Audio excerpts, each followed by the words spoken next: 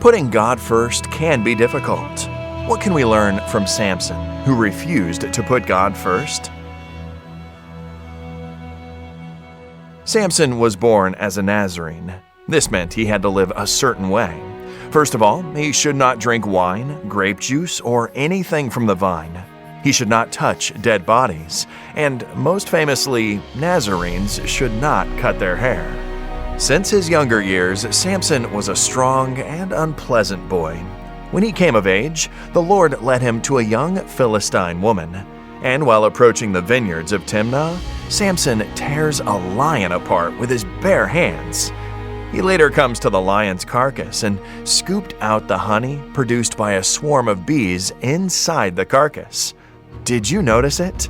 Samson liked to live on the edge between right and wrong. God's instructions were clear: stay away from grapes and dead bodies. In this one short passage, he disobeyed both instructions.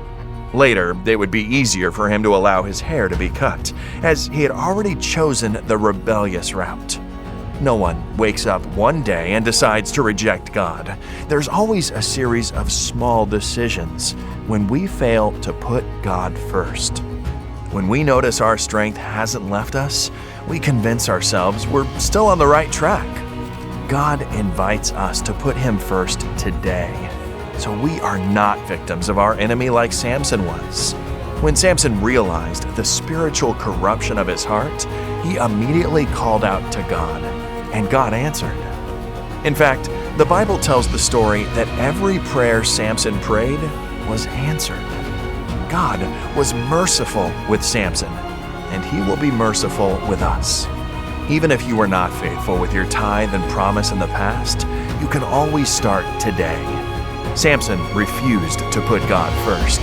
The consequences were terrible for him and the people around him. God's love compels us to put His kingdom first, while Samson's example is a warning for us today.